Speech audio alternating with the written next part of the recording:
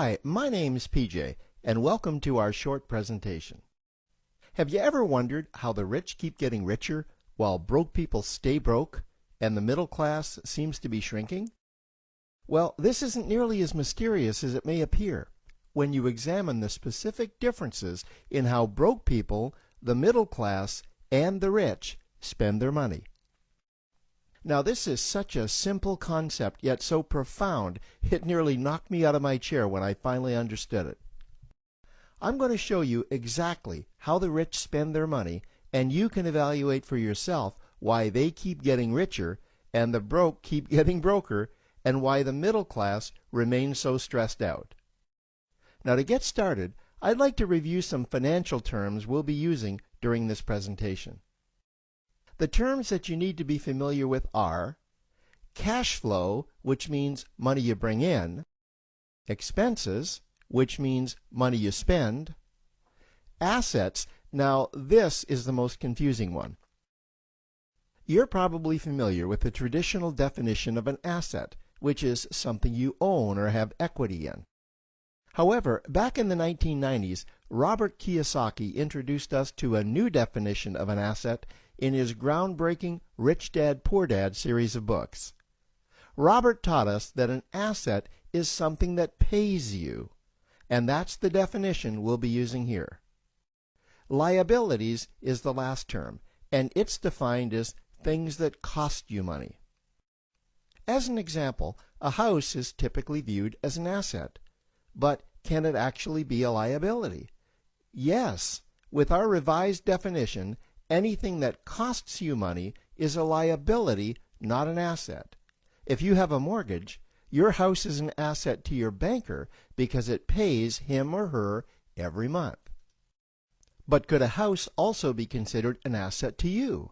Yes, in the right circumstances it could, when it pays you money. Let's say you buy a house and you rent it out, and it paid you a positive cash flow every month after all expenses. That would then be considered an asset. Now, one more time with the terms, just to be very clear before we continue. Cash flow is money you make. Expenses, that's money you spend. An asset pays you, and a liability costs you. Now let's take a look at how broke people spend their money. Now, when I say broke people, I'm not referring to the destitute. I'm speaking about that large portion of our society that lives from paycheck to paycheck and who never seem to have any money.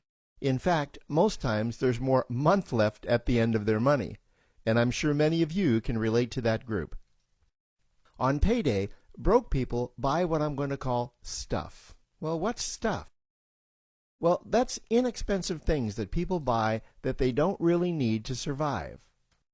You go into someone's house and you can't find any counter or tabletop space in the whole house because of all the stuff on it. Their house and their cars are full and cluttered with stuff. Well, where do they get all this stuff? They buy it at the flea market, at the garage sale, at the dollar store, at the craft show. So cash flow comes in and then it goes straight out the expense column to buy stuff. You see, broke people never really educate themselves on assets and liabilities. They justify buying all of this stuff by claiming that it costs so little. But over the years, it's all they ever have. The problem is their cash flow never produced or created more cash flow. Now, please understand, I'm not undermining or taking any shots at this or any group. I just see a lot of financial difficulty out there, and it really doesn't need to be that way. Creating wealth isn't a mystery, it's a formula.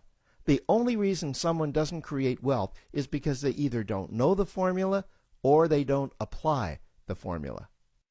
Now let's take a look at the middle class. The middle class is the group that society mistakenly thinks are rich. They're not. Yes, they typically earn a six-figure income, and many of them appear rich, but it's what they buy with their money that keeps them prisoners of the middle class. What they typically buy are liabilities. Remember the definition of a liability? Things that cost you. By buying liabilities, the money gets pushed up and out their expense column. Liabilities are items like cars, boats, houses, airplanes, credit card debt. Now let's see just how this happens. The middle class gets a nice paycheck, let's say $10,000 for the month. They then split that down the middle and they pay their monthly expenses with half, and with the other half, they make a down payment on a new car. The car costs $5,000 down, and after they add on the insurance and the maintenance, that liability now costs $1,100 new dollars every single month. A few months go by, and they want a boat, then a vacation home, a Rolex watch on their credit card, a vacation on their credit card. And before you know it, their liabilities have raised their expense levels to near or above their income levels. They actually spend equal to or more than they make, meaning that they have to go to work and make a certain amount of money every single month just to cover their liabilities. The other important issue with both broke people and the middle class is that normally all of their cash flow is dependent on their own effort, meaning that they've educated themselves to exchange their knowledge and expertise for someone's money. Also, the money they earn is usually the highest taxed form of income. Here's an example. An attorney is knowledgeable about law, so people pay him or her in exchange for that knowledge on an hourly basis. The problem here is that if the attorney isn't sharing that knowledge with a client, then the attorney isn't making any money.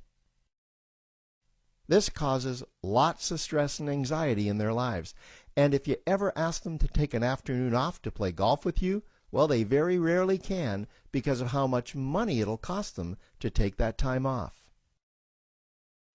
On the surface, life's pretty good. The reality is that it's a roller coaster ride. That's the middle class. Now, I know this group very well because for a great deal of my adult life, that was me.